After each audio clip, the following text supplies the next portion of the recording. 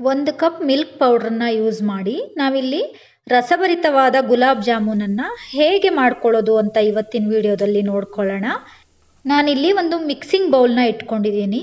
ಅದಕ್ಕೆ 1.5 ಕಪ್ನಷ್ಟು ಹಾಲಿನ ಪೌಡ್ರನ್ನ ಹಾಕ್ಕೊಳ್ತಾ ಇದ್ದೀನಿ. 2 ಟೇಬಲ್ ಸ್ಪೂನ್ನಷ್ಟು ಮೈದಾ ಹಿಟ್ಟನ್ನು ಸೇರಿಸ್ಕೊಳ್ತಾ ಇದ್ದೀನಿ. ಹಾಗೆಯೇ 1 ಟೇಬಲ್ ಸ್ಪೂನ್ನಷ್ಟು ತುಪ್ಪವನ್ನು ಹಾಕ್ಕೊಂಡು ಇದನ್ನು ನೀಟಾಗಿ ಒಂದ್ಸಲ ಈ ರೀತಿ ಮಿಕ್ಸ್ ಮಾಡ್ಕೊಳ್ಳೋಣ.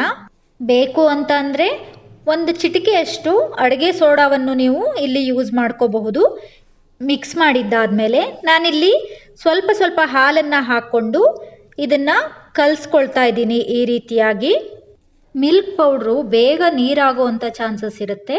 ಹಾಗಾಗಿ ಇಲ್ಲಿ ಸ್ವಲ್ಪನೇ ಹಾಲನ್ನು ಹಾಕ್ಕೊಂಡು ಈ ರೀತಿಯಾಗಿ ಸ್ವಲ್ಪ ಗಟ್ಟಿಯಾಗಿ ಕಲಿಸ್ಕೊಳ್ಳೋಣ. ಉಂಡೆ ಮಾಡುವ ಹದದಲ್ಲಿದ್ದರೆ ಈ ಹಿಟ್ಟು ಸಾಕಾಗುತ್ತೆ. ನೋಡಿ ಈಗ ಆಗಿದೆ ಇದು. ನಾನಿಲ್ಲಿ ಒಂದು ಪ್ಲೇಟ್ನ ಮುಚ್ಚಿಬಿಟ್ಟು 5 ನಿಮಿಷ ರೆಸ್ಟ್ ಮಾಡೋಕ್ಕೆ ಬಿಡ್ತಾ ಇದ್ದೀನಿ.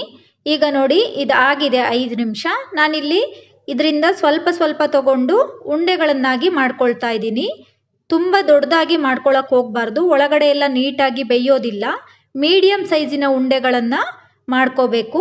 ನೋಡಿ ಈಗ ಇಷ್ಟು ದೊಡ್ಡದಾಗಿ ಮಾಡಿಕೊಂಡ್ರೆ ಸಾಕಾಗುತ್ತೆ. ಇದೇ ರೀತಿ ಎಲ್ಲ ಉಂಡೆಗಳನ್ನು ನಾನು ಮಾಡಿಬಿಟ್ಟು ಒಂದು ಪ್ಲೇಟ್ಗೆ ಇಟ್ಕೊಳ್ತಾ ಇದ್ದೀನಿ.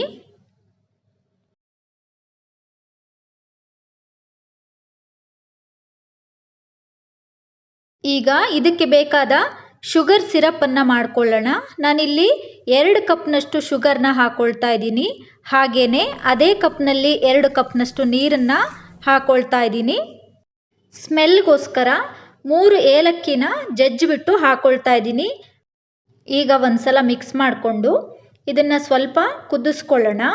ಸಕ್ಕರೆ ಎಲ್ಲ ನೀಟಾಗಿ ಕರಗಬೇಕು. ಹಾಗೆಯೇ ಒಂದೆಳೆ ಪಾಕ ಬಂದರೆ ಸಾಕಾಗುತ್ತೆ. 5 ರಿಂದ 6 ನಿಮಿಷ ನೀಟಾಗಿ ಇದನ್ನು ಕುದಿಸ್ಕೋಬೇಕಾಗತ್ತೆ.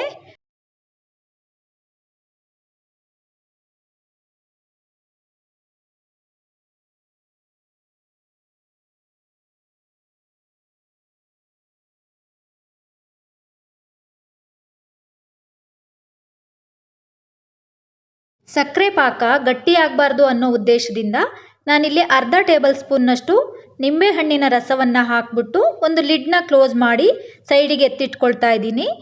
ಈಗ ಮಾಡಿಟ್ಟಿರೋಂಥ ಉಂಡೆಗಳನ್ನು ನಾನಿಲ್ಲಿ ಕಾದಿರೋಂಥ ಎಣ್ಣೆಗೆ ಹಾಕ್ಕೊಳ್ತಾ ಇದ್ದೀನಿ. ಎಣ್ಣೆ ತುಂಬ ಬಿಸಿಯಾಗಿದ್ದರೆ ಹಾಕಿದ ತಕ್ಷಣ ಉಂಡೆಗಳೆಲ್ಲ ಒಡೆದೋಗೋಂಥ ಚಾನ್ಸಸ್ ಇರುತ್ತೆ. ಹಾಗಾಗಿ ಚಿಕ್ಕ ಉರಿನಲ್ಲಿ ಇಟ್ಕೊಂಡು ಇದನ್ನು ಬೇಯಿಸ್ಕೋಬೇಕು. ಎಲ್ಲ ಸೈಡ್ನಲ್ಲೂ ಚೆನ್ನಾಗಿ ಬೇಯಲಿ ಅಂತ ನಾನಿಲ್ಲಿ 2 ಕಡ್ಡಿಗಳನ್ನು ಯೂಸ್ ಮಾಡಿ ಬೇಯಿಸ್ಕೊಳ್ತಾ ಇದ್ದೀನಿ. ಈಗ ನೋಡಿ ಇದಾಗಿದೆ.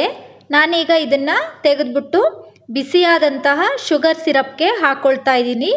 ಹಾಕಿದ್ದಾದಮೇಲೆ 2 ಅವರು ಹಾಗೇ ಬಿಡಬೇಕಾಗತ್ತೆ ಲಿಡ್ನ ಕ್ಲೋಸ್ ಮಾಡಿ.